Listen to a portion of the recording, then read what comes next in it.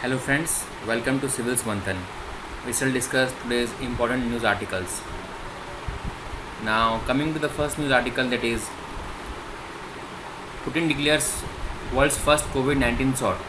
So Russia के president Vladimir Putin ने claim किया है कि रशिया ने कोविड-19 का फर्स्ट वैक्सीन बना लिया है जिसको उनकी गवर्नमेंट ने रेगुलेटरी अप्रूवल दे दिया है.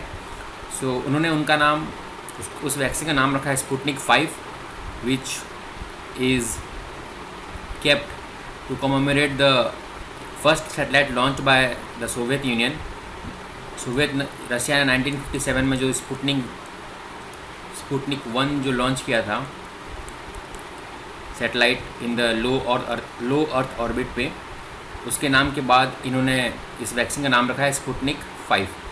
सो देखते हैं ये वैक्सीन कैसे काम करता है. The vaccine is administered in 2 doses and consist of 2 serotypes of human adenovirus. So ये वैक्सीन कंपोनेंट है 2 serotypes of human adenovirus which carries S antigen. So ये जो एस एंटीजन है, what it does, it enters human cells and produces an immune response. So it is just like the Oxford vaccine, which also induces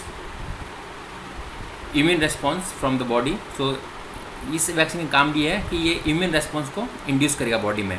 and इससे components हैं 2 serotypes of human adenovirus which carries S antigen. So these are some of the components of the vaccine. But इस vaccine को लेके कुछ ethical issues भी हैं. For example, only about 10% of the clinical trials are successful. So ये एक disadvantage हो सकता है बिकॉज अभी तक प्रॉपरली टेस्ट किया नहीं गया है ये वैक्सीन फुल लार्ज स्केल में. And some scientist also fear that Moscow may put national prestige before safety. So these are some of the ethical concerns related to the vaccine.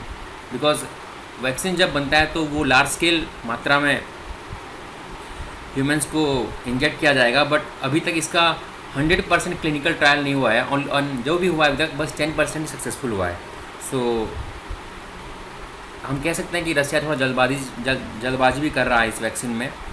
But let us see what the future holds for this vaccine. And इस vaccine को बनाया है Moscow के गमालिया institute ने. Now coming to the next news article, that is daughters have equal right to inherit property. So ये Supreme court का नया latest decision आया है on the Hindu succession act. Supreme court का डिसीजन कहता है कि daughters have an equal birth right with sons. जैसे कि सन पैदा होने के बाद ही अपने पिता के प्रॉपर्टी का अधिकार उसका हो जाता है, वैसे ही same rights are given to the daughters also. The court decided that the amended Hindu Succession Act, which gives daughter equal rights to ancestral property, will have a retrospective effect.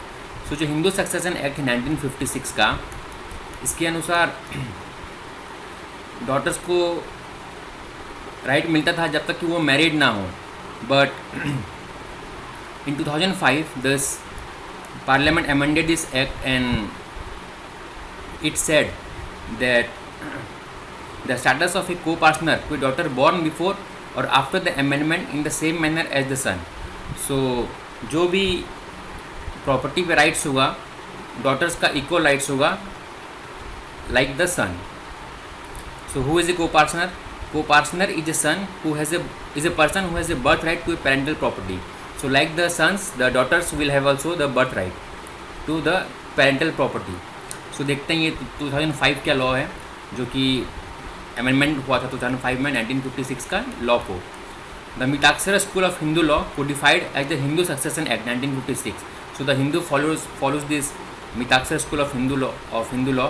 So Mitakshara school क्या है? ये यज्ञवल्क्य जो philosopher थे ancient time में, यज्ञवल्क्य स्मृति के ऊपर जो legal commentary है वो मिताक्षरा स्कूल है जिसको लिखा था विज्ञानेश्वर ने.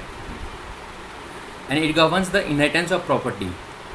So the Mitaksara school recognize the males as their legal heirs. बस सन ही एक लीगल हेयर हो सकता है. एंड हिंदूज़ किस कम्युनिटी को यहाँ कंसिडर किया जाएगा? Hindus, Buddhists, Sikhs, Jains and the followers of Arya Samaj and ब्रह्मो समाज. They are also considered Hindus as per the Mitaksara school of Hindu law.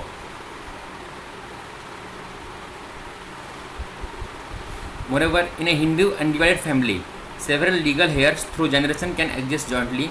Like for example, बहुत सारे जॉइंट ओनर्स रह सकते हैं एक हिंदू फैमिली में. For example son, mothers, wives also, wives unmarried daughters are also considered part of a Hindu joint family. The legal heirs hold the family property jointly. So पहले ये law था. However, women as were recognized a co-partner or joint legal heirs for partition arising from 2005. So in 2005 this amendment was made to the law. Section 6 of the act was amended that year to make a daughter of a co-partner also a co-partner by birth. So like son, daughter को भी अधिकार दिया गया 2005 से. Okay. And this law applies to ancestral property and to interstate succession in personal property also. So ये बहुत ही important question है मेंस. कौन क्वेश्चन हो सकता है मेंस के लिए this Hindu succession act. Moreover law commission ने ऑल्सो इसे रिफॉर्म करने के लिए कहा था. And even before the 2005 amendment states like Andhra Pradesh, Karnataka, Maharashtra, Tamil Nadu इन्होंने इस लॉ में ऑलरेडी चेंज कर दिया था एंड बेटियों को भी अधिकार दे दिया था हिंदू सक्सेशन एक्ट के अनुसार को पार्टनर का. Now let us see how did the case come about. इस केस में बहुत सारे बार बार पिटिशन फाइल किए गए थे एंड डिफरेंट कोर्ट्स का डिफरेंट जजमेंट रहा है इस केस पे. So while the 2005 law granted equal rights to women, questions were raised.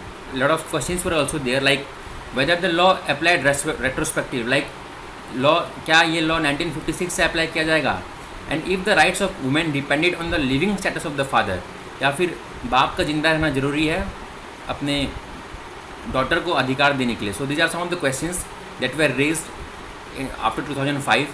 So different bench का different जजमेंट रहा है.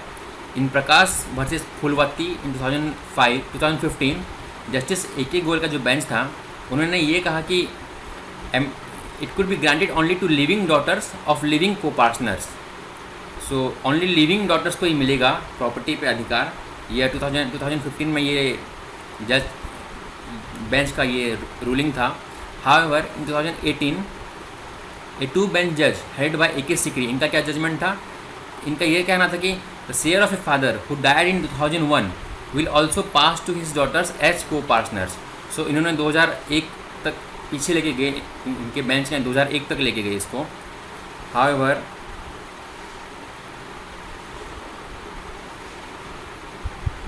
this conflicting view by benches of equal strength led to a reference to a 3 bench judge in the current case. So अभी जो case है supreme court के सामने जो नया रूलिंग आया है, इन्होंने सुप्रीम कोर्ट ने इसे ओवररूल कर दिया गया है 2015 एंड 2018 केस को. So it settles the law and expands on the intention of 2005 legislation to remove the discrimination. So अभी कहा गया है कि जो नया केस जजमेंट आया सुप्रीम कोर्ट का, ये कहता है कि 1956 से जब से हिंदू सक्सेशन एक्ट लागू हुआ तब से ही डॉटर्स आर रिकॉग्नाइज्ड एज को partner. So they will be equal heirs to the property to the ancestor property. So this is the new judgment by the Supreme Court, and this is very important, especially from GS2 also from GS1 में sociology में भी ये बहुत important है ये rights of women में, specially property rights of women. So ये बहुत समझना हमें बहुत ज़रूरी है, स्पेशली यहाँ क्लैरिटी होनी चाहिए हमें.